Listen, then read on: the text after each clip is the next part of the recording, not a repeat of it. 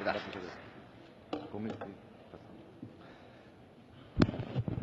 Muy buenas tardes. Quiero saludar al presidente Pedro Pablo Kuczynski y al primer ministro Fernando Zavala y agradecer a Alfredo Torres y a Julio Luque por esta invitación y esta oportunidad en un momento tan especial de la sociedad peruana de discutir, sobre todo mirando hacia el futuro. Ayer me tocó participar en un encuentro de empresarios en Chile, en que el presidente Kuczynski hizo una exposición muy inspiradora. Y vi a un presidente que tiene claro el puerto de origen, que tiene claro el puerto de destino y que conoce la ruta que lo va a llevar de uno al otro. Y además sentí que tenía la firme voluntad de tomar el timón con mucha fuerza, porque, presidente Kuczynski, el camino hacia el desarrollo no está nunca pavimentado. Está lleno de obstáculos y lleno de trampas. Y hay que evitar el síndrome de Colón, que nunca supo dónde iba, nunca supo dónde llegó y el gobierno pagó todos los gastos. Voy a tratar de aplicar el sano principio de la minifalda, lo suficientemente largo para cubrir lo fundamental y lo suficientemente corto para mantener la atención. El tema de este encuentro es Desafío 2021, la oportunidad es ahora. ¿Por qué 2021? No solo porque es el periodo en que termina el gobierno del presidente Kuczynski, sino que también porque el 2021 Perú va a cumplir 200 años de vida independiente. Hoy día en la mañana recorrí parte de Paracas. Paracas significa tormenta de arena, y lo que Perú requiere es una tormenta de ideas, de innovación, de emprendimiento, de ambición, de ganas. Y por eso, recordando que San Martín desembarcó en Paracas y mirando esos flamencos y dio los colores de lo que es hoy día la bandera del Perú, quisiera iniciar esta presentación recordando que el desarrollo es algo muy reciente en la historia de la humanidad. Ustedes ven que la humanidad vivió en una etapa de subsistencia durante mucho tiempo, hasta la primera revolución industrial, 1760, con la máquina a vapor y la mecanización. Luego vino la segunda revolución industrial, 1850, con el descubrimiento de la electricidad. La tercera revolución industrial, que es la época de las tecnologías digitales y de las telecomunicaciones, que ya está con nosotros hace ya 2 o 3 décadas, pero hoy día estamos viviendo la cuarta revolución industrial, que va a ser más profunda y más amplia, y que va a cambiar más nuestras vidas que todas las revoluciones anteriores. Junto con el desarrollo vino el crecimiento de la población, porque antes teníamos una sociedad que era esencialmente de subsistencia y además las pestes y las enfermedades diezmaban a la población. Pero cuando uno ve cómo ha sido la evolución del mundo durante estos últimos años, siglo XX, siglo XXI, vemos que partimos todos de una posición muy equivalente, pero llegamos a puntos muy distintos. Ustedes ven que nuestra América Latina definitivamente se quedó atrás. Y esto no es un designio de Dios, es porque no hemos sabido aprovechar las enormes oportunidades que Dios sembró en nuestro continente. Y cuando vemos cómo ha sido la evolución dentro de América Latina, también vemos resultados muy dispares. Hay países que estaban entre los 5 países más ricos del mundo a comienzos del siglo pasado, más ricos que Francia, que Alemania, como es el caso de Argentina, que perdieron esa posición.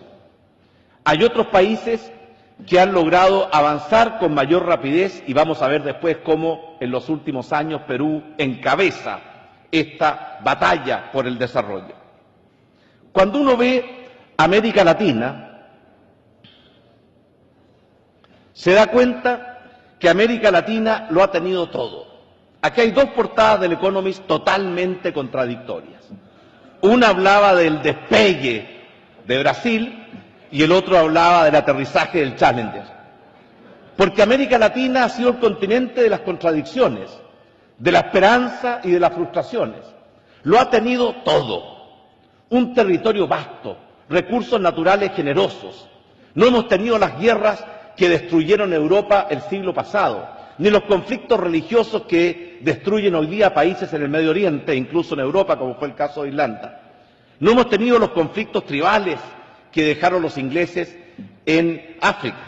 Y sin embargo, después de casi 200 años o más de 200 años de vida independiente, según el país, seguimos siendo un continente subdesarrollado, con casi un tercio de su población viviendo en condiciones de pobreza, y que en el contexto mundial hace noticia cuando hay un terremoto, un golpe de Estado, un fenómeno de la naturaleza y, en el mejor de los casos, cuando Brasil o Argentina ganan un mundial de fútbol. Aquí vemos que América Latina ha tenido décadas muy definidas. La década de los 80 fue la década perdida. La década de los 90 fue una década de recuperación. Logramos igualar el crecimiento del mundo. La primera década de este siglo fue la década de la esperanza. Pero la segunda década ha sido nuevamente una década de frustraciones para América Latina, como lo muestra este gráfico. Dentro de América Latina hay dos modelos. Por una parte están los países de la Alianza del Pacífico, México, Colombia, Perú y Chile, que crearon esta alianza hace muy poco tiempo atrás, en las alturas del desierto más seco del mundo, en el Observatorio ALMA, y que básicamente se han jugado por ciertos principios básicos: democracias verdaderas, economías de mercado lo más libres, abiertas y competitivas posible, y un compromiso fuerte con la inclusión y la equidad social. Los países del ALBA han apostado justo por lo contrario, y tenemos los países de Mercosur que están en una etapa de transición, porque sin duda Argentina no es lo mismo con Macri que con Kirchner, y Brasil no es lo mismo con Temer que con Rousseff. Y cuando comparamos estos dos modelos, vemos que claramente tienen dos tendencias muy diferenciadas de crecimiento. Ahí tenemos los crecimientos sobre el promedio en azul, bajo el promedio de América Latina en rojo. Y se ve claramente que no es al azar la distribución de los colores rojo y azul. Aquí tenemos dos tendencias en inflación. Nuevamente vemos que no hay una distribución al azar. Son dos modelos que no solamente desde el punto de vista de los principios de la libertad, la democracia, la innovación, el emprendimiento, la importancia de la sociedad civil, sino que también desde el punto de vista de los resultados han generado o han llegado a puertos muy distintos. Viendo un poco lo que es el mundo. Aquí hay una foto que muestra lo que era Shenzhen el año 1980 y lo que era Shenzhen el año 2013, para mostrar cómo China y el mundo han cambiado en forma vertiginosa en los últimos años. Vemos aquí que el año 2009, por primera vez, el mundo en desarrollo representó más del 50% del producto en relación al mundo desarrollado. Pero no solamente es el porcentaje en el producto. Si lo vemos desde el punto de vista del aporte al crecimiento, el promedio de la década del 81 al 90, el mundo en desarrollo representaba el 22% del crecimiento. En los últimos 10 años está representando el 60% del crecimiento. Un mundo nuevo, distinto. Y por eso es tan importante tener claro cuál es el polo de desarrollo del futuro, como lo fue el Atlántico o lo fue el Mediterráneo en alguna época. Después el Atlántico, hoy día definitivamente se está trasladando al Pacífico. Pero no solamente lo que se ha hecho, sino que también las perspectivas futuras muestran de que esto va a continuar, que el mundo del Asia-Pacífico va a crecer mucho más que Europa, que Norteamérica y por supuesto mucho más que América Latina, que este año va a tener nuevamente un crecimiento negativo. Cuando vemos otra forma de ver el cambio que el mundo ha experimentado es estos tres superciclos que terminaron. El superciclo de la política expansiva, monetaria y de endeudamiento en Estados Unidos y de bajas tasas de interés. El superciclo del crecimiento de China a 2 dígitos y, por supuesto, el superciclo de los precios de los commodities. Pero no solamente son cambios económicos. El mundo está experimentando un cambio político muy significativo que se puede ilustrar con estas fotos o esta gráfica que muestra un nuevo presidente en Estados Unidos. Yo espero francamente que el presidente Trump sea mucho mejor que el candidato Trump. Lo que representan los indignados y estos grupos que han emergido anti-establishment, como el caso de Podemos en España, lo que representó la decisión que tomó Inglaterra o el Imperio Británico de salirse de la Unión Europea a través del Brexit, lo que representan estas fuerzas como ISIS que están o han logrado desestabilizar grandes regiones de nuestro país. Pero además de los cambios que he mencionado, tal vez hay un cambio más profundo y más importante, que es esta nueva sociedad del conocimiento y de la información y esta revolución tecnológica que ya está golpeando nuestras puertas. Hace 3 décadas atrás no existía el fax, no existía la fotocopia, no existían los celulares, no existían los teléfonos inteligentes, no existían las calculadoras, no existían los computadores personales, no existía Internet, no existía Google, no existía Facebook. Fue una revolución inmensa, pero esa revolución ya pasó, es historia. Viene una nueva revolución, mucho más fuerte y mucho más poderosa, que va a cambiar más nuestras vidas que esta revolución que ya cambió las nuestras. Y vamos a hablar de eso en algunos momentos más, porque tenemos que preguntarnos si estamos preparados, o mejor aún, si nos estamos preparando para esa nueva revolución que viene.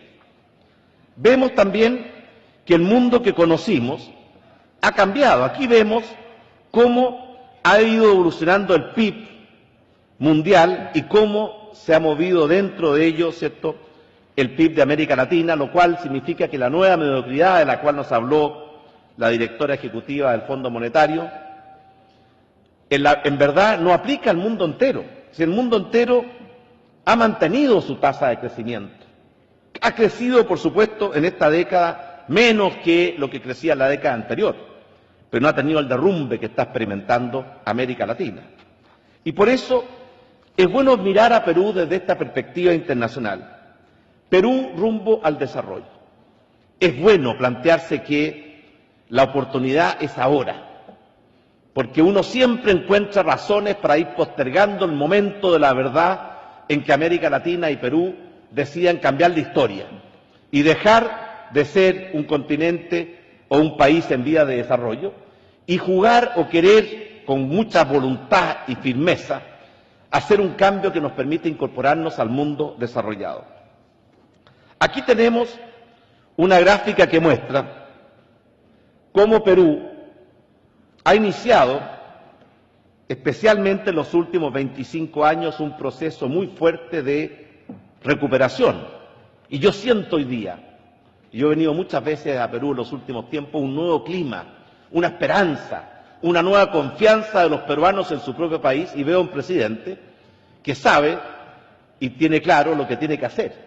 Y eso, por supuesto, me llena de optimismo y de alegría, pero también es cierto que cuando uno ve dónde está Perú en el camino, aquí vemos las tasas de crecimiento de los países en los últimos 35 años. Aquí vemos las tasas de crecimiento de los países en los últimos 15 años.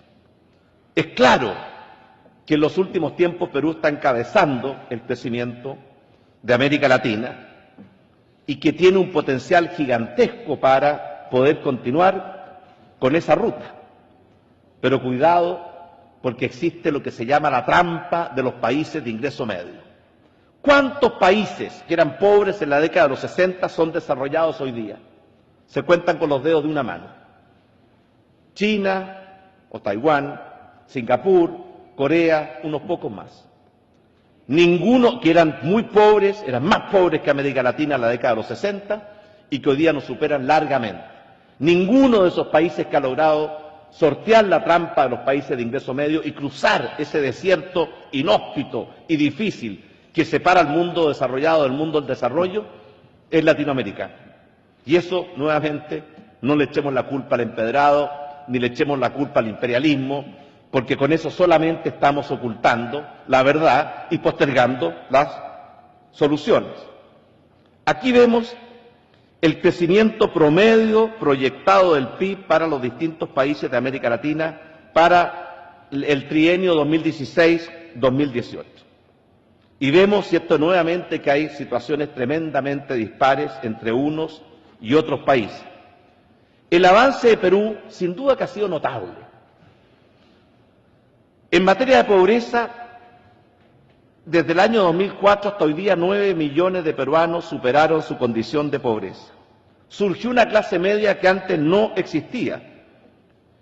En el año 96 apenas el 15% de los peruanos era de clase media, hoy día ya son la mitad de la población.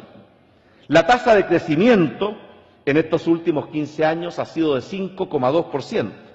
Y por tanto es cierto que Perú ha avanzado mucho.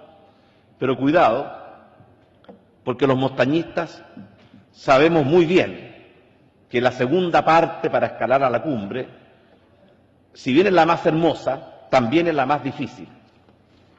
Y Perú está empezando esa segunda parte. Aquí vemos el ingreso per cápita de América Latina y el ingreso per cápita de Perú. Y vemos que Perú está a mitad de camino. De hecho, está casi justo en la mitad del camino para alcanzar lo que el Banco Mundial determina como el umbral que separa al mundo desarrollado del mundo en desarrollo. Y cuando hablamos de ingreso per cápita o de desarrollo, estamos hablando mucho más que de ingreso per cápita.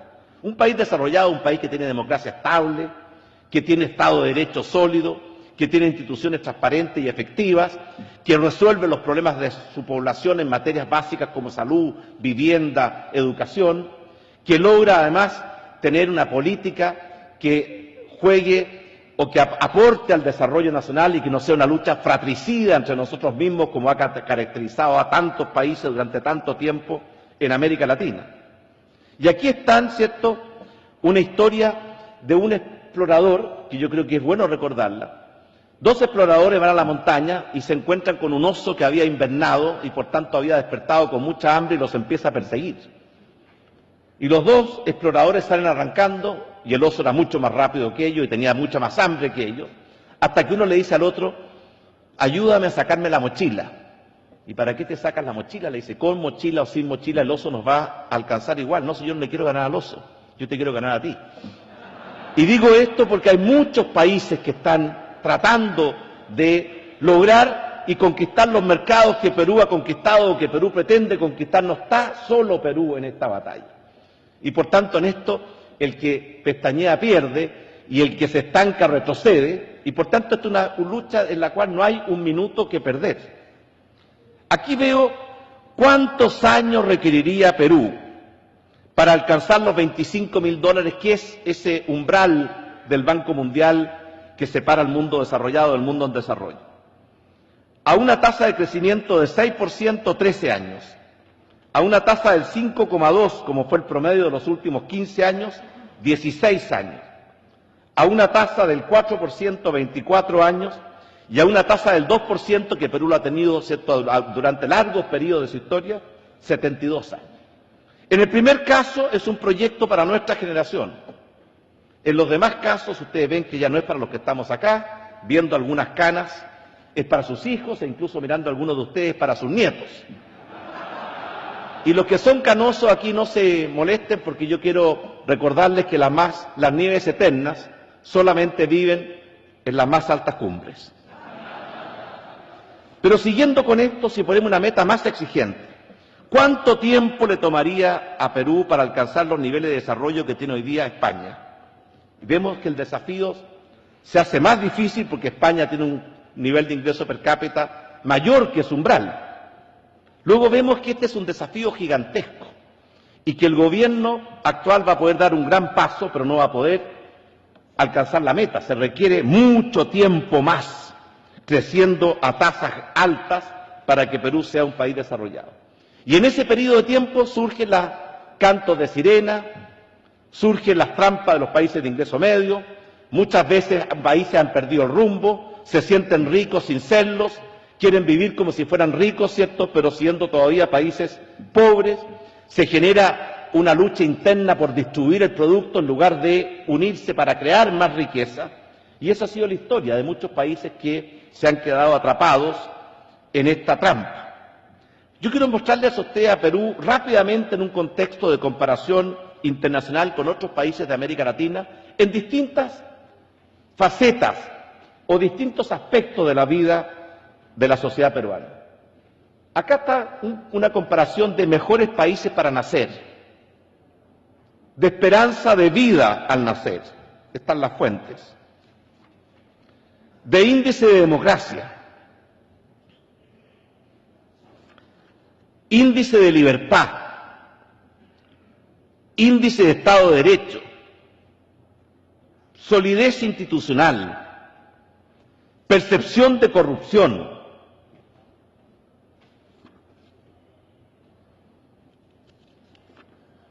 libertad económica, población bajo la línea de pobreza, población bajo la línea de indigencia.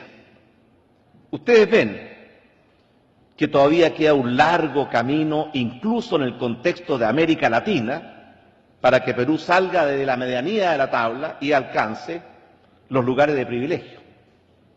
Porque el camino al desarrollo es difícil y es largo. Es como el matrimonio, difícil y largo. Pero yo quiero decir que el matrimonio es como la democracia. Tiene muchos problemas, yo tengo 43 años de experiencia, así que sé de lo que estoy hablando, pero nadie ha inventado nada mejor.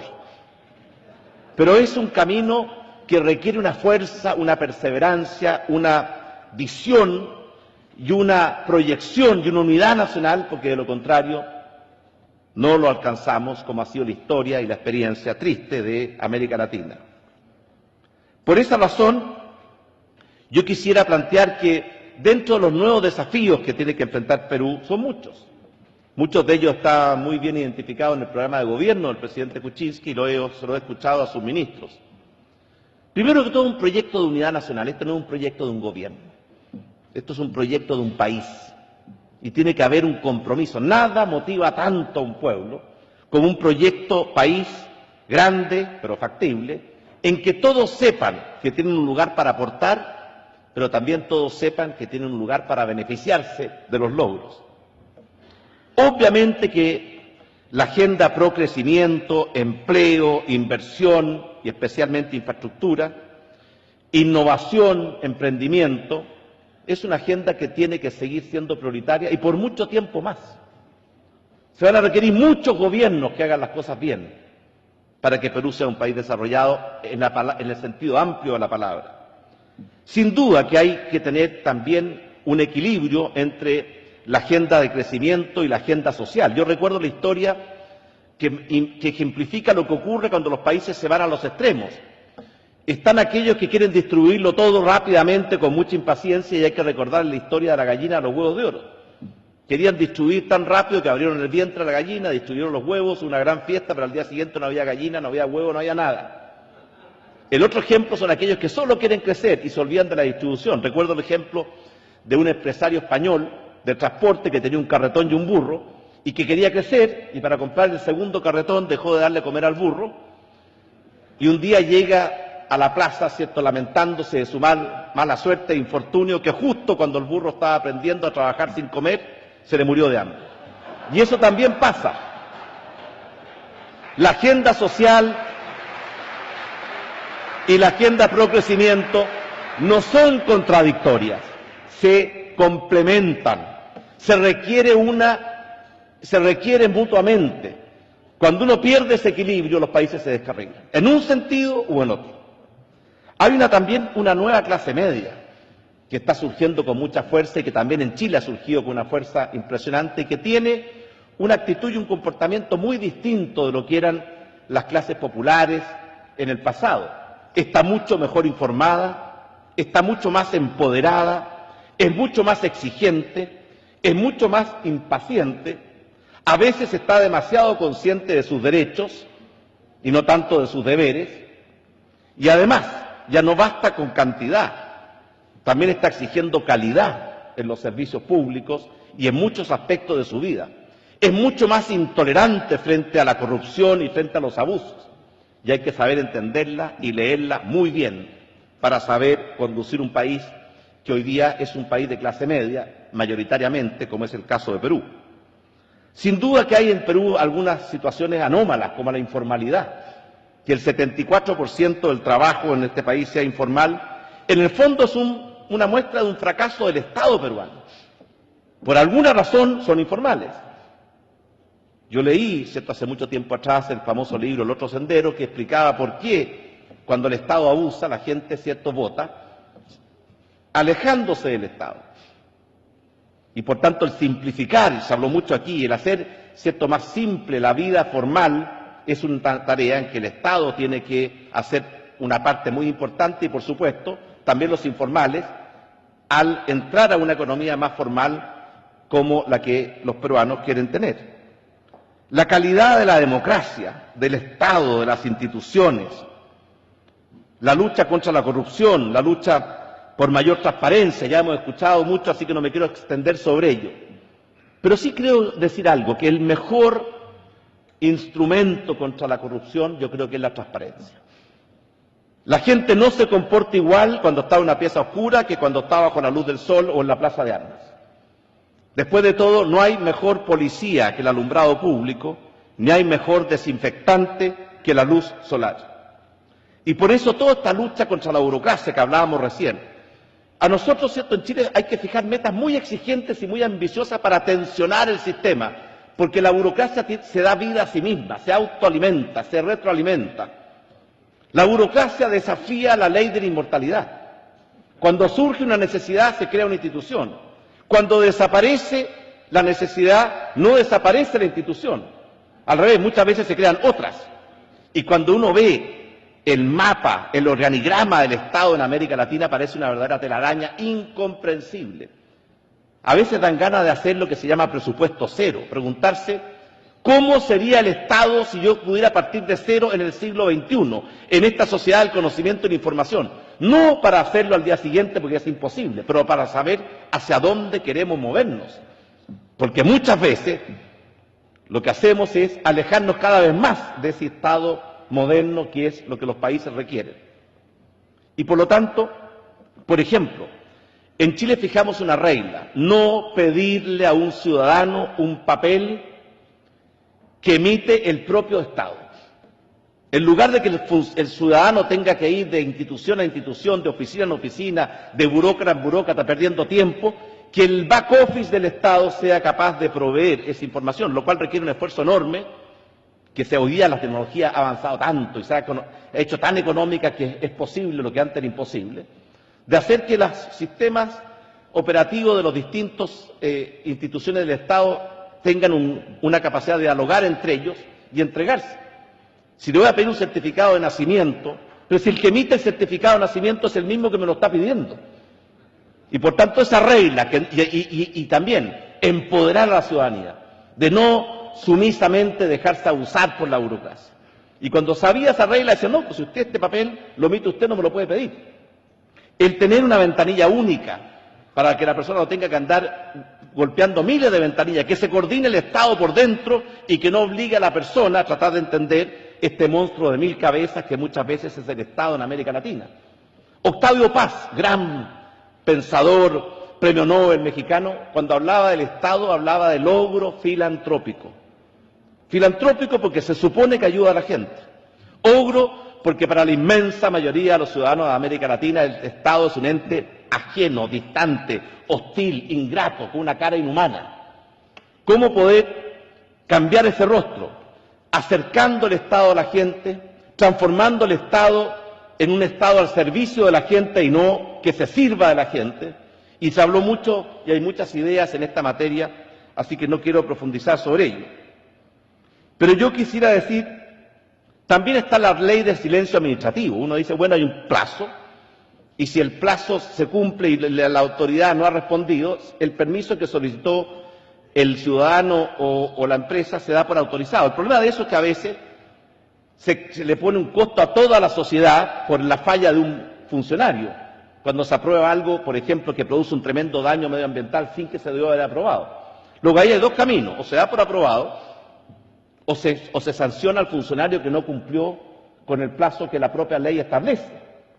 Porque además de esta diferencia, ¿cierto?, entre las muchas leyes que no se cumplen o pocas leyes que sí se cumplen, muchas veces, ¿cierto?, la ley se presume conocida. ¿Cómo puede conocer un ciudadano promedio de Perú cuando existen 600.000 normas, se nos decía, ¿cierto?, la señora Zavala hace un momento atrás? Yo creo que los propios funcionarios las conocen. Y en este mundo incierto es el reino de la arbitrariedad, porque depende del criterio arbitrario de un funcionario, que además es el germen de la corrupción, porque él sabe que tiene un poder arbitrario para decir sí o no. Y las dos respuestas son correctas. Y en consecuencia entramos por un camino muy peligroso. Por esa razón, los ciudadanos tienen derecho a saber no solo qué hacen las autoridades que ellos eligen con sus votos, también tienen derecho a saber en qué se gastan los recursos que ellos financian con sus impuestos. Y por esa razón es muy importante tener conciencia de eso. Por ejemplo, yo me recuerdo cuando yo era senador que siempre estos fondos de desarrollo de la pequeña minería, de desarrollo de la artesanía, le preguntaba a la persona que lo administraba, después que nos contaba maravilla, que para qué es lo que es el fondo, para promover a los pequeños empresarios, para promover a los artesanos. Y al final yo le pregunté, a ver, dígame una cosa, ¿qué porcentaje del fondo se lo gasta usted en la administración del fondo? Pregunta que el funcionario nunca se había hecho. Y muchas veces se gasta el 70% en la administración del fondo y solo un 30% llega al destino final. Entonces, todos esos test y medición, decía cierto, lo que no se puede medir es difícil de poder mejorar. Entonces, todos estos indicadores, felicito la iniciativa de CADE Mide, porque va a permitir, ¿cierto?, cuando uno mide, permite que la gente sepa y la gente se esfuerce. Es como, imagínense un curso en que no hay notas. Yo recuerdo un profesor que era socialista, un curso que era muy socialista, le dijo al profesor que era injusto que algunos tuvieran notas altas y otros notas bajas, porque el de nota alta venía de una familia que había tenido mejores oportunidades, y el de nota baja era muy vulnerable. Entonces digo, ya no vamos a poner notas, vamos a hacer la nota todos promedio, y la nota promedio del curso se la vamos a poner a todos los alumnos. ¿Qué pasó al día siguiente? Pues las notas se derrumbaron. Los que estudiaban no estudiaron nunca más, y los que nunca habían estudiado decidieron nunca más en su vida estudiar. Porque eso es, en el fondo, cuando uno entra con esta regla. Por eso, a mí, de verdad, este clima de optimismo que veo en Perú,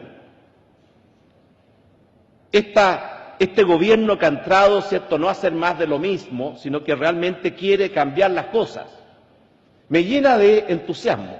Pero, y sin pretender ser el abogado del diablo, yo quisiera recordarle algunas cosas. Esto es lo que está pasando con la inversión privada. ¿Por qué? Optimismo en las palabras, pero no optimismo en las decisiones. Esto es lo que está pasando con la demanda interna. ¿Por qué los inversionistas peruanos, ¿cierto?, llevan ya 3 años de tasa de crecimiento negativa en la inversión, y los consumidores están también reduciendo sus niveles de consumo? Son reflejos de que hay una disociación entre las perspectivas y la realidad. Y las dos cosas son importantes. Yo recuerdo que una vez en Nueva York el presidente Revlon estaba inaugurando una tienda en Manhattan de perfumes, ¿cierto? Y al mismo tiempo, al otro lado del río, en New Jersey, al otro lado del río Hudson, había una tremenda huelga muy violenta en la planta que producía esos productos. Y le preguntaron, ¿cómo es la contradicción? Ninguna de ellas. En nuestras plantas, ¿cierto?, producimos cosméticos, en nuestras tiendas vendemos esperanzas, ilusiones de belleza, de juventud. Bueno, es cierto que en la vida hay realidades y hay percepciones. Y yo digo esto con mucha tranquilidad porque el actual gobierno apenas lleva 4 meses.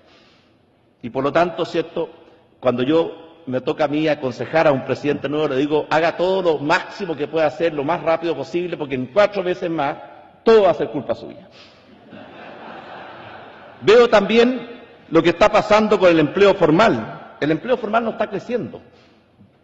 Tremendo desafío para el gobierno de mi amigo don Pedro Pablo Kuczynski. Pero veo que tiene las ganas y la fuerza para hacerlo. Veo el balance fiscal preocupante, porque la deuda pública está creciendo muy rápido, y veo además, ¿cierto?, que para cumplir con esta meta de superávit primario hay que hacer un ajuste fiscal muy importante que ya se está haciendo en el último trimestre de este año y que va a tener que seguir el año siguiente. Por eso quisiera, mirando al futuro, tradicionalmente se pensaba que los pilares del desarrollo, los fundamentos del desarrollo antiguo, los pilares antiguos, eran una democracia estable, una economía de mercado y equilibrio macroeconómico. Siguen siendo necesarios, pero son absolutamente insuficientes. Vean aquí cómo ha evolucionado el PIB per cápita como porcentaje del PIB de Estados Unidos. Algunos países, ustedes ven, tenían un PIB mayor que el de Estados Unidos hace algún tiempo atrás. Hoy día, ¿cierto?, la mayoría va retrocediendo, algunos van avanzando, y dentro de ellos, si tomamos los últimos 15 años, Perú sin duda lleva el liderazgo. ¿Qué tienen en común los países que alcanzaron el desarrollo? Estabilidad política, educación de calidad, un proyecto común, una tasa de inversión que superaba el tercio del producto y sociedades muy inclusivas, no con los niveles de diferencia que tenemos en América Latina.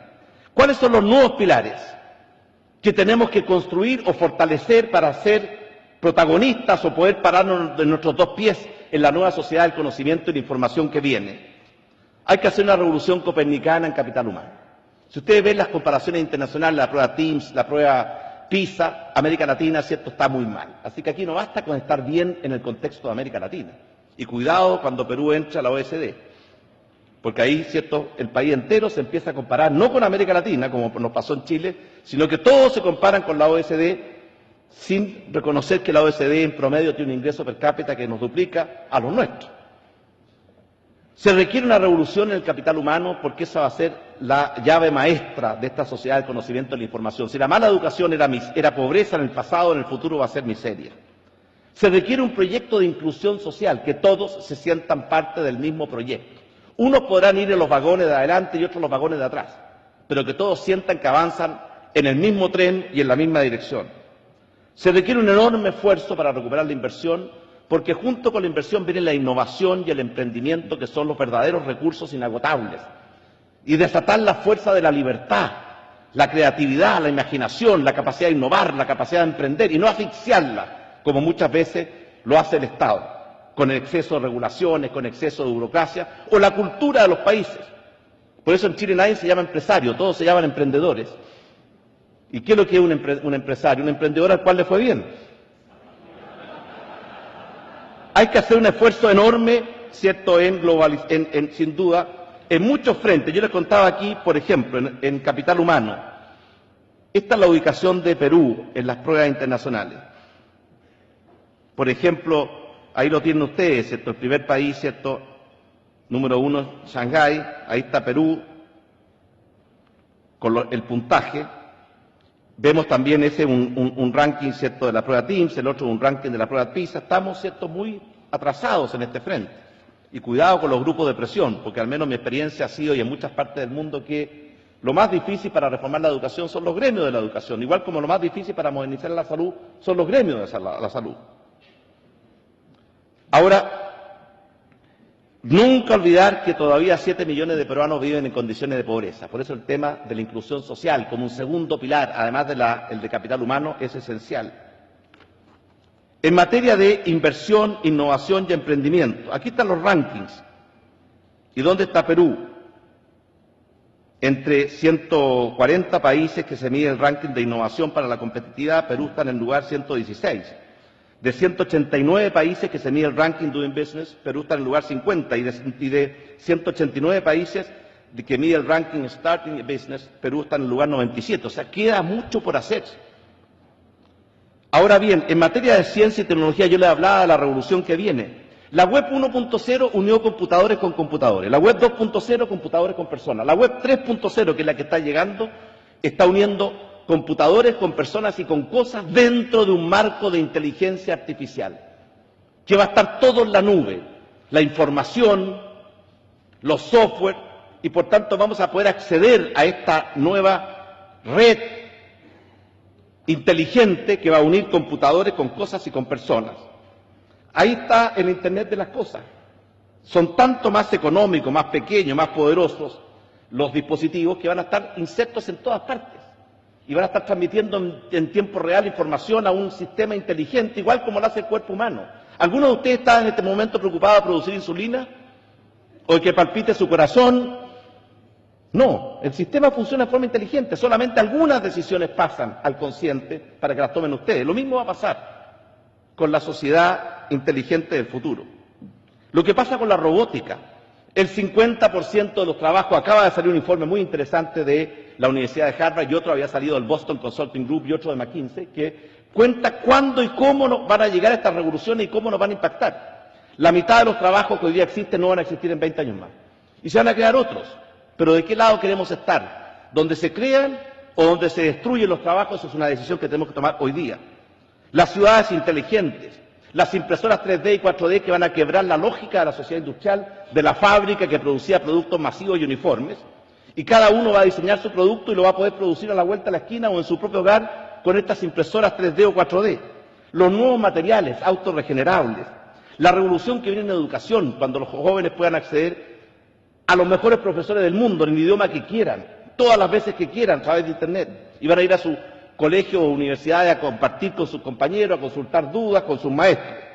La revolución que viene en salud, cuando tengamos dispositivos en nuestros cuerpos que van a estar transmitiendo en tiempo real nuestros signos vitales a un centro de diagnóstico que va a tener toda la información para prevenir las enfermedades, porque hoy día, al menos en Chile, el 60% del gasto en salud son enfermedades crónicas no transmisibles, como la diabetes, como el colesterol, como la hipertensión, que los vamos a poder prevenir, incluso más. La nanobiotecnología va a permitir operar o modificar las fallas de los genes antes siquiera que ningún síntoma de la enfermedad haya aparecido. Lo que viene en materia de revoluciones significa una revolución igual que la sociedad de conocimiento, muy generosa con los países que la quieran tomar y abrazar, muy cruel con los países que la quieran dejar pasar o darle la espalda. Y por eso hay que preguntarse si Perú está preparado para esta revolución que viene. Se está preparando para esta revolución que viene. Está esto en las prioridades, ¿cierto?, de la sociedad peruana y no solamente del gobierno peruano. Porque esta revolución va a venir con o sin nuestro conocimiento y con o sin nuestra voluntad. Quisiera también mencionar muy brevemente que sin duda el tema de la globalización y la apertura y la integración, yo escuché muy claro, ¿cierto?, la voluntad del presidente Kuczynski de integrarse, de abrir, ¿cierto?, lo más posible. La iniciativa de la Alianza del Pacífico, a mi juicio, ha sido un gran éxito y en eso los 4 países hemos avanzado más rápido en 3 o 4 años de lo que otros intentos de libre comercio han avanzado en décadas. Pero también la calidad de la democracia, el Estado de Derecho. Y por eso yo quisiera terminar mostrando un video, ¿cierto?, que muestra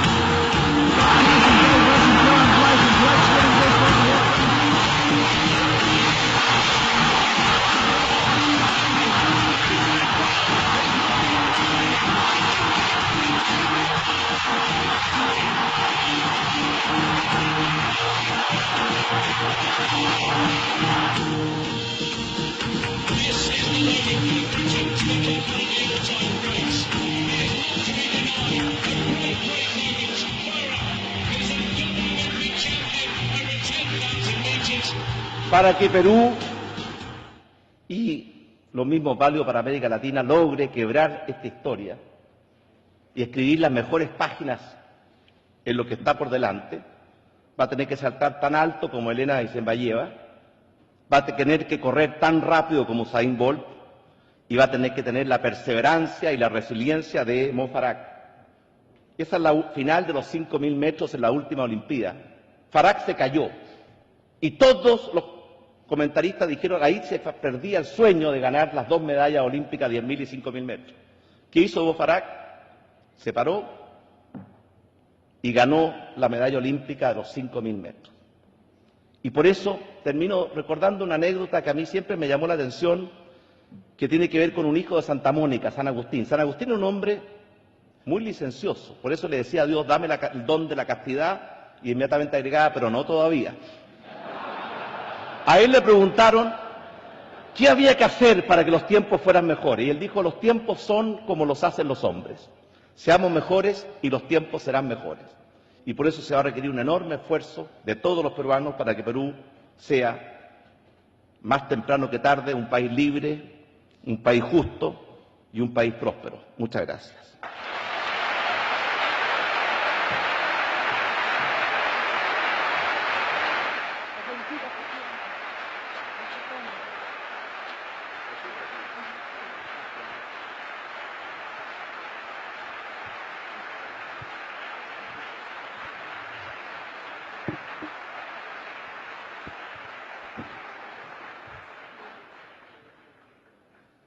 Muchísimas gracias, presidente. Quisiera preguntarle un poco sobre los problemas que nos hermanan, sobre los problemas que compartimos, peruanos y chilenos. Usted ha destacado el hecho de que las clases medias, tanto en el Perú como en Chile, han crecido, se han incrementado.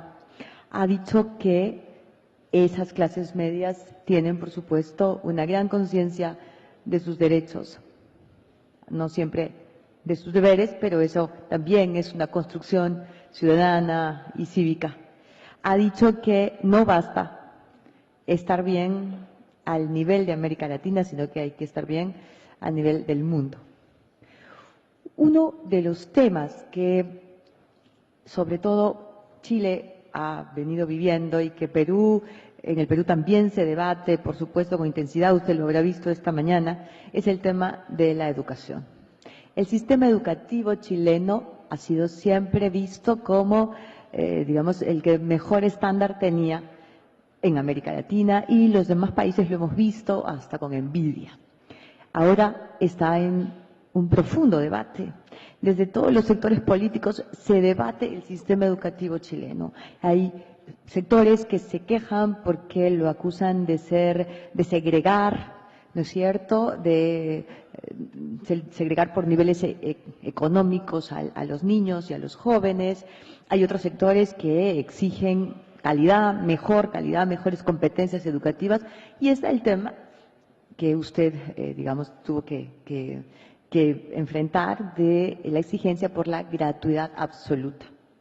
Bien, ¿cómo abordar estos problemas cuando lo que uno quiere es, como país, por supuesto, usted quiere ser presidente nuevamente, es muy probable que gane, está favorito en las encuestas? ¿Cómo abordar un tema como este con la experiencia que ya tuvo en el gobierno que vivió? Yo creo que toda sociedad debiera siempre buscar promover y compatibilizar tres valores o principios fundamentales. Uno es la libertad, el otro es la justicia y el tercero es la eficiencia. Y quiero aplicarlo al sistema educacional. Libertad, ojalá los ciudadanos sean lo más libres posibles, que sean los arquitectos de sus propias vidas, que puedan tomar la mayor cantidad de decisiones que los van a afectar a ellos mismos para que puedan buscar, de acuerdo a su inteligencia y su criterio, su realización personal, desarrollar sus talentos, intentar ser felices. Y en la educación nosotros siempre quisimos buscar esos tres valores. Y por eso en Chile se ha debilitado, pero quisiéramos tener un sistema educacional en que hayan escuelas públicas y escuelas privadas. Ojalá con las reglas del juego más similares para que puedan competir en igualdad de condiciones. Que los alumnos o los padres puedan elegir si su hijo va a una escuela pública o a una escuela privada. Y para eso que tengan la mejor información posible. Por eso durante nuestro gobierno yo personalmente he enviado una carta a todos los padres y apoderados contándoles cuál había sido el resultado de la prueba CIMSE, que es una prueba de calidad nacional que se toma a distintos niveles de la educación escolar, del colegio donde está su hijo y de todos los colegios que están en su área de influencia. Y por supuesto, con eso logramos libertad, pero también se requiere justicia y por eso el Estado subvenciona a los alumnos y no les roba su derecho a elegir por el hecho de estar recibiendo una subvención del Estado. El alumno escoge, y se escoge una escuela pública, la subvención va a la escuela pública, se escoge una escuela privada, la subvención va a la escuela privada, e incluso la subvención no es igual para todos. Es mayor mientras mayor sea el grado de vulnerabilidad de la familia del alumno, porque tiene más dificultades y porque es más costoso elegir educar a un alumno que viene de un hogar vulnerable que un alumno que viene de un hogar, ¿cierto?, privilegiado. Ese era el modelo que teníamos en Chile. Y por tanto, cuando discutíamos si debe crecer la educación pública o la educación privada, yo les decía a los parlamentarios, mire, no es una decisión de ustedes ni mía. Le corresponde a cada padre, a cada familia tomar esa decisión.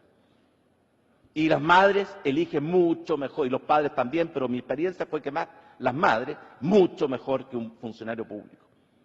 La madre, cuando uno le preguntaba a la madre más humilde por qué haya puesto su hijo en tal colegio, me sorprendía. Sabía el resultado de la calidad de la educación de esa escuela, sabía cuántos días habían estado en huelga los alumnos y cuántos días en huelga los profesores, y cuántos paros y cuántas tomas habían habido. Y como lo que más quiere una madre es que su hijo tenga una vida mejor y sabe que la educación es el pasaporte, ese es el modelo. Ahora, por supuesto que la educación es un tema público, nos interesa a todos, pero lo público no es lo mismo que lo estatal. Y esa es una tremenda confusión. Público nos interesa a todos, lo estatal le interesa al Estado. Y por tanto, no porque es un tema público que nos interesa a todos como sociedad, tenemos que otorgarle al Estado el derecho a monopolizar o hegemonizar la prestación de servicios educativos. Y esa es la gran discusión que tenemos en Chile hoy día. Yo creo mucho más en una sociedad docente que en un Estado docente. Creo que el Estado tiene la obligación de financiar a aquellos alumnos vulnerables que no pueden pagarse su educación, pero no tiene derecho, por el hecho de estar subsidiándolos, a quitarles su libertad de elección, porque con eso les está restringiendo su libertad, su dignidad. Y además, nadie decide mejor que el que siente y sufre el problema y se va a beneficiar de la solución. Ese es el modelo que nosotros, ¿cierto?, empujamos en nuestro país. Nos topamos naturalmente en la marcha del año 2011 de los estudiantes, liderados por una mujer muy buena moza, que la belleza en esto nos perjudicó, que decía, ¿cierto?, que la educación tenía que ser pública, gratuita, y nosotros decimos, ¿por qué pública? Porque pública significaba estatal. Educación para todos, sí. Educación de calidad, sí. Educación estatal para todos, no. Educación gratuita para todos, tampoco, porque el país no es capaz. Y la promesa que hizo la presidenta Bachelet de educación gratuita es incumplible. Y ella se dio cuenta, por eso que ese es el modelo que yo creo que hay que defender, porque a mi juicio es el que mejor compatibiliza la libertad, la justicia y la eficiencia con que opera un país, una sociedad o un sistema como el sistema educacional. Otro tema que ha concitado conflictividad social en su país y podría ocasionar lo mismo en el Perú es el tema de las AFPs. La cuna de las AFPs ha sido Chile. En los últimos años hemos visto movilizaciones intensas de gente que pide volver al sistema de pensiones administrado por el Estado. ¿Qué ha fallado? Bueno, en esto hay que reconocer los problemas, pero no hay que caer en la tentación del populismo, la solución fácil. Algunos dicen sistema de reparto. Bueno, en Chile cuando existía el sistema de reparto habían 7 trabajadores por cada persona jubilada. Hoy día estamos en 4-1 y muy pronto vamos a estar en 2-1 porque Chile está envejeciendo, porque la expectativa de vida ha crecido brutalmente. Pasamos de 70 a 82 años de expectativa de vida al nacer, en muy poco tiempo. Y porque la natalidad ha caído brutalmente. En la década de los 60 cada mujer en Chile tenía 5,6 hijos en promedio, hoy día tiene 1,8. Y por lo tanto el sistema de reparto, ¿qué es lo que es? Un sistema arbitrario que va derecho a la quiebra por el cambio demográfico y que privilegia a los que tienen el poder, porque se establecen para ellos mismos regímenes especiales, como ha ocurrido con todos los sistemas de reparto. ¿Cuál fue la gran revolución? Que no es el sistema de AFP, es el sistema de capitalización individual. En Chile tenemos un sistema que tiene 3 componentes. Ahorro obligatorio. ¿Por qué ahorro obligatorio? Porque uno piensa que la gente no es previsora y por tanto se equivoca y descuida lo que va a ocurrir en mucho tiempo más porque lo ve muy distante, y porque hay una tremenda externalidad en que una sociedad vea que sus ancianos se mueren en las calles. Entonces el gobierno, buscando el bien común, establece un ahorro obligatorio. Pero eso no es todo el sistema. También hay un ahorro voluntario. Las personas pueden concurrir con un ahorro adicional y tienen incentivos tributarios cuando lo hacen. Pero también hay un pilar solidario que es responsabilidad del Estado, que el Estado le complementa la pensión a todos aquellos que después de una vida de trabajo no lograron ahorrar lo suficiente para una pensión mínima digna. Y no solamente le complementa la pensión mínima, sino que hasta un cierto nivel agrega los recursos que ahorró la persona para complementar su pensión aún cuando esté por encima de la mínima. Entonces es un sistema que tiene mixto. Hay ahorro privado, pero también hay un pilar solidario del Estado. Hoy día el sistema de pensiones en Chile no está dando las pensiones que los chilenos quieren. Y tampoco lo que se esperaba que iban a dar. Se pensaba que el sistema de pensiones, como estuvo calculado en los años 80, iba a terminar con que la pensión iba a ser 70% del sueldo promedio de los últimos 10 años y está haciendo menos que eso. ¿Por qué? En primer lugar, porque hubo un aumento en la expectativa de vida que nadie imaginó. Por ejemplo, en Chile las mujeres cotizan en promedio 15 años y tienen un periodo esperado de jubilación de 25 años. ¿Cómo con el 10% de la cotización durante 15 años van a financiar su pensión completa durante 25 años? El aumento en la expectativa de vida es un factor. El segundo, los salarios crecieron muy rápido en Chile, y como la gente cotiza a lo largo de toda su vida, cotiza durante mucho tiempo sobre salarios muy bajos y al final se olvidó de eso y quiere que la pensión la compara con el salario del último mes. Entonces hay que modificar el sistema y volver a un sistema de reparto, que es lo que están diciendo en Chile, ¿cierto? Algunos que yo creo que lo hacen sin responsabilidad y con mucho populismo. Yo creo que sería un tremendo error. Lo que hay que hacer es mejorar los parámetros del sistema. La propuesta nuestra es aumentar la cotización de los empleadores para complementar el ahorro de los trabajadores en 3 o 4 puntos, pasar del 10 al 13 o al 14. Eso significa en el largo plazo un aumento del 30 a 40% de las pensiones. Pero como hay problemas de gente que está a medio camino, postergar o incentivar la postergación de la edad de jubilación. En Chile los hombres se jubilan a los 65, las mujeres a los 60.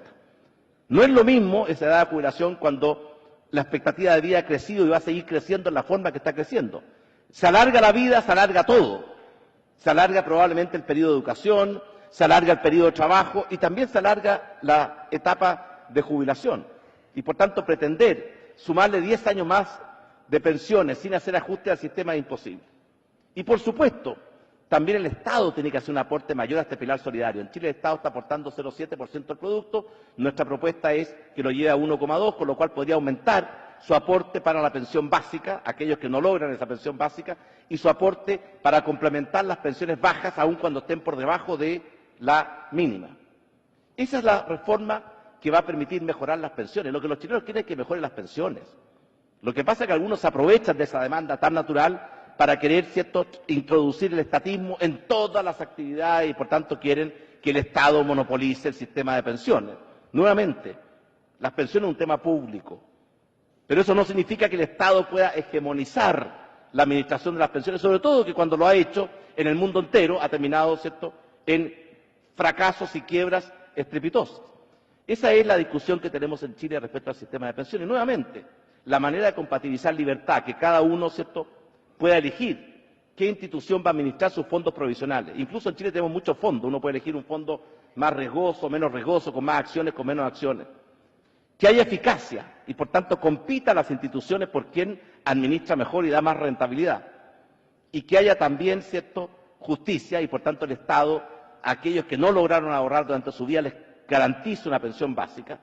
Y además les complementa la pensión a aquellos que están con pensiones por encima de esa mínima, pero que es insuficiente. Eso es lo que ocurre hoy día en Chile. Y por tanto yo creo que esa es la reforma que hace que hacer el sistema de pensiones, pero cada vez que hay un problema, la primera solución que surge es estaticemos todo. Yo sé que el sector privado y el mercado tiene fallas, pero el sector público también tiene fallas. Si el Estado fuera una cosa perfecta, dirigida por Dios, yo sería el primer socialista de Chile. Pero como lo conozco, cada día creo más en la libertad. Muchas gracias.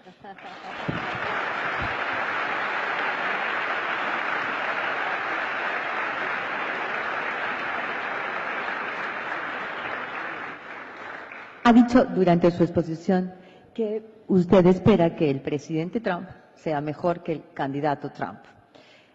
Pero lo que es evidente es que al electo presidente Trump no le gustan los acuerdos de libre comercio. De hecho, ha anunciado que el TPP, por lo menos de parte de los Estados Unidos, no prosperará. Quiero apelar a su audacia, presidente Piñera. ¿Qué oportunidad le ve usted a la Alianza del Pacífico, partiendo del hecho de que la posición del gobierno de Trump no interviene, porque en la Alianza del Pacífico no están los Estados Unidos? ¿Cómo podemos sacarle una ventaja a esta situación que parece adversa y atemoriza a tantos? Bueno, yo francamente espero que el presidente Trump sea mucho mejor que el candidato Trump. Él muchas veces dice que dice lo que piensa. Yo siento que a veces no piensa lo que dice. Y esas son las dos cosas que uno espera de un presidente, que piense lo que diga y que diga lo que piensa. ¿Por qué? Bueno, en muchos casos, no quiero que entre en detalle, pero yo espero que sea más respetuoso, ¿cierto?, con las mujeres, más respetuoso con las minorías, más respetuoso con los latinoamericanos, más respetuoso con los mexicanos, en fin. Pero más allá de esa parte, yo creo que esta visión proteccionista de Trump es un tremendo error. Lo que pasa es que cuando hay libre comercio, los males son muy notorios. La fábrica que cerró y perdió 100 trabajadores que quedaron sin trabajo. Y los bienes se dispersan entre muchos, porque nadie está preocupado de cuántas empresas americanas van a tener que cerrar porque se les cierran los mercados de los países a los cuales Estados Unidos exporta, porque Estados Unidos les está cerrando sus mercados a esos mismos países. Esas, ¿cierto?, no marchan, no protestan. Lo mismo, ¿cierto?, cuánto aumentaría el costo de muchos bienes. Y por lo tanto yo creo que el proteccionismo es un camino equivocado. Yo les puedo contar que mientras yo fui presidente, el presidente Obama me llamó varias veces para presionar e impulsar el TPP. Ahora, obviamente que Estados Unidos defendía con mucho celo los temas que a ellos más les interesan. Ellos saben que su ventaja comparativa no está en producir ciertos teléfonos baratos, está en innovación, en tecnología, en medicamento, y quería entonces que los derechos de propiedad intelectual estuvieran fortalecidos y por una etapa muy larga. Y esa fue una dura negociación. Pero evidentemente que si Estados Unidos se sale del TPP le da un golpe muy duro, porque Estados Unidos es... ¿El 85%? No, el 85% no. O sea, que todos los demás representamos el 15%. No. Menos. ¿Menos? Recuerde que está Japón, ¿cierto?, que está Australia, que está Nueva Zelanda, que está Chile, que está Brunei, que está Perú, que está México. Pero sí creo yo, ¿cierto?, que el proteccionismo es un mal camino, porque al fin y al cabo todos sabemos, ¿cierto?, el libre comercio consiste en eso, que cada país produzca aquello en lo cual tiene mayores ventajas comparativas, tiene mayor eficiencia. A mí siempre me da risa cuando se negociaban los tratados de libre comercio en el contexto de la LADI, que cada país quería que se abrieran los productos que iba a exportar al país de al lado, pero que se cerraran los productos que el país de al lado iba a exportar. Si los dos tenían éxito, ¿para qué discutíamos? Se quedaba totalmente cerrado el comercio. Si yo no lo puedo exportar a Argentina y Argentina no me puede exportar a mí, ¿qué estamos haciendo discutiendo el tratado de libre comercio? Por eso la Alianza del Pacífico ha sido un ejemplo. Hemos logrado liberalizar más del 98%, y no solamente bienes, también servicios, movimientos de capitales, movimientos de personas. De hecho, en Chile, ¿cierto?, tiene una gran comunidad de inmigrantes peruanos, y les quiero decir, la fiesta del Señor de los Milagros en Chile va a ser tan importante y tan significativa como es la maravillosa fiesta del Señor de los Milagros que yo he tenido la oportunidad de presenciar en Perú. Y por lo tanto, la visión proteccionista es un tremendo error. Ese fue el error que se cometió después de la crisis del año 29, que los países creyeron que cerrándose iban a protegerse. Y lo que puede ser válido para uno no es válida para todos. Es como si uno va al estadio. Si uno se empina, va a ver mejor. Si todos se empinan, todos ven igual, pero todos se cansan más. La única ventaja es que mejora las pantorrillas de las mujeres. Y por lo tanto yo creo que el proteccionismo de Trump es un tremendo error. Espero que recapacite y que, ¿cierto?, rectifique, a pesar que el muchacho, ¿cierto?, ha demostrado mucha contumacia en esa materia, y ya amenazó que una de sus primeras medidas va a ser sacar a Estados Unidos del TPP. Lo que se está viendo hoy día, y es una cosa interesante de analizar, porque lo que está haciendo China, es decir, juntemos a China, Japón e India, más los países de la ASEAN, y hagamos una zona de libre comercio entre nosotros. Y algunas personas están pensando en la Alianza del Pacífico, que a lo mejor la Alianza del Pacífico podría integrarse a ese esfuerzo de integración. Yo prefiero realmente un TPP con Estados Unidos adentro que un TPP con Estados Unidos afuera. Pero eso está en las manos del señor Trump. Ahora, usted está en campaña y en los últimos días ha dicho que los problemas de seguridad en Chile pues tienen que ver con la alta inmigración. Ha propuesto una nueva ley de migración para Chile. Uno de los peruanos, más bien, somos, yo diría, la mayor cantidad de migrantes, o la mayor cantidad de migrantes en Chile son peruanos. ¿Qué propone usted para los peruanos que trabajan en Chile?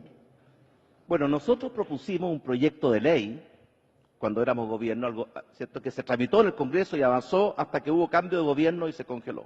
Y hoy día el actual gobierno, después de haber tenido congelado ese proyecto durante 3 años, anunció hoy día o ayer que iba a reimpulsar una nueva ley de migración. Mire, Chile es un país en que los inmigrantes han significado un aporte gigantesco a lo largo de nuestra historia. Y yo, cierto, soy una persona que creo que la migración es un bien que ayuda a que los países tengan más diversidad, tengan mayor amplitud. Y por tanto, yo creo que Chile requiere una ley de migraciones porque la que tenemos es del año 75. Y por tanto está muy obsoleta. En esa época no había migración. Ahora tenemos una migración muy significativa y que está creciendo. Tenemos en Chile más de 200.000 peruanos que han hecho un cambio cultural en Chile. Si ustedes van a Chile, el cambio usted sabe que los peruanos hablan mucho mejor que nosotros, pronuncian todas las letras. Los peruanos, cierto, han logrado en Chile, la comunidad peruana, llevar muchas de las costumbres y enriquecer la cultura, como por ejemplo esa maravillosa fiesta del Señor de los Milagros, así se llama. Bueno, además de lo que han aportado en Chile, cierto, 1 de cada 2 restaurantes es peruano. Y ahí, cierto, yo estuve hace un tiempo atrás aquí conversando con este famoso chef, que ha hecho una verdadera, ¿cierto? Gastón, sí. No, ¿se llama? ¿Gastón? Gastón. Y por lo tanto, el aporte de la migración a Chile ha sido, a lo largo de nuestra historia, muy valioso y muy reconocido. Lo que nosotros decimos, ¿cierto?, es que queremos abrir las fronteras de Chile al comercio, a la integración, al turismo, a la migración legal. Y queremos cerrar las fronteras de Chile al contrabando, al narcotráfico, al crimen organizado y a la inmigración ilegal. Y eso me parece a mí muy natural. Y por lo tanto, y además, los que son más partidarios, cuando nosotros hicimos la discusión de esta ley, los que más apoyaban esta ley, porque consultamos a las comunidades, era precisamente la comunidad peruana, que en Chile está muy bien asentada. La comunidad peruana en Chile ha logrado insertarse en la sociedad chilena y está haciendo un aporte que es reconocido y que ellos saben que es reconocido. Y por tanto, muchas de las cosas que se pueden ver o leer es parte, ¿cierto?, del clima electoral que tenemos en Chile.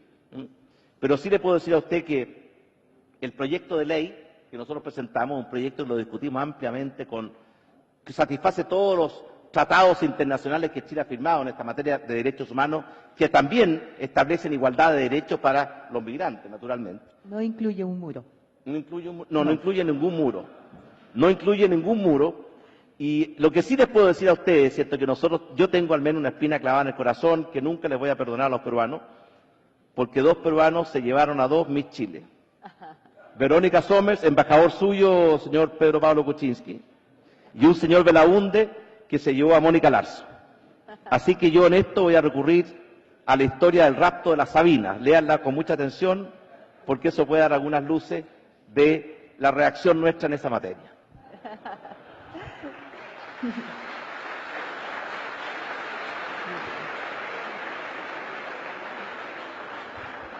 Ahora voy a dejar que me gane mi espíritu periodístico y le voy a preguntar, usted es candidato, lleva en este momento la ventaja, es el favorito en su país. ¿Qué cosa que hizo durante su gobierno no repetiría de ninguna manera de volver a ser elegido presidente de Chile? Miren, en Chile tenemos un deporte, no alcanzamos a elegir un presidente y ya estamos pensando en el próximo. Y eso es un deporte muy popular, pero muy negativo. Las elecciones presidenciales en Chile son en noviembre del próximo año. El actual gobierno recién cumplió 2/3 de su periodo. Y por eso yo creo que anticipar las elecciones es un error. Y por eso yo he dicho públicamente que Yo voy a tomar una decisión en el mes de marzo. Otros candidatos tomaron la decisión antes, cada uno es libre, viva la libertad es libre, eso es lo hermoso. Y ahí recuerdo esa maravillosa frase de Quijote cuando dice que la libertad es el don más preciado que Dios nos regaló en este mundo. Y hay algunos, cierto, que ya están corriendo la candidatura. Yo pienso que cuando uno ha sido presidente ve el mundo de otra manera. Por eso yo le decía a mi amigo Pedro Pablo Kuczynski que yo entré al gobierno con el pelo negro y salí con el pelo blanco. Usted, don Pedro Pablo, no tiene ese problema.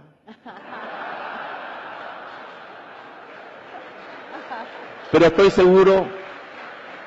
seguro porque me impresionó mucho escucharlo ayer, que va a ser un gran presidente de Perú. Y eso me llena de alegría. Y por lo tanto, el tema de las candidaturas se tiene que resolver, a mi juicio, el próximo año. Yo tomaré mi decisión. No es cierto que todo expresidente lo único que quiere es volver a ser presidente. De hecho, en general en Chile, ¿cierto?, las segundas vueltas no han sido muy buenas. Algunos presidentes que han sido más de una vez se los recuerda por el primero y no por el segundo gobierno, y otros que lo intentaron de nuevo, otros que lo intentaron de nuevo, se quedaron en el camino, como fue el que compitió conmigo el año 2009. ¿Frei? Frei. Pero sí, ¿cierto?, más allá de esto, yo creo que usted me hizo dos preguntas, si era candidato y la segunda. La segunda que no repetiría de ninguna manera. Mire, a mí me fascina la canción de la Edith Piaf. No, rien de rien, no, je ne regrette rien. Pero es una bonita canción. Yo no soy de esos que dicen no me arrepiento de nada. Solo los tontos, ¿cierto?, no aprenden de sus propios errores. Ojalá pudiéramos aprender también de los errores de los demás. Hay muchas cosas que si yo pudiera volver atrás, que es un privilegio que la vida nunca nos da, haría distintas. Pero me dan tan duro en mi país que yo mismo me ponga a reconocer mis errores, sería como masoquista.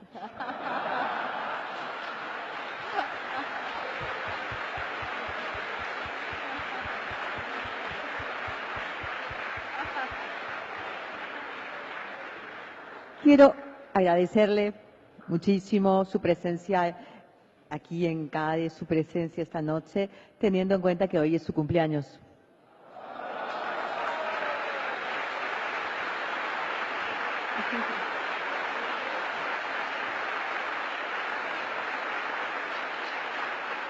Bueno, cuando usted me llamó, me dijo que iba a ser el cumpleaños más feliz de mi vida. Ajá, exactamente. Y así ha sido. Todavía no termina el día.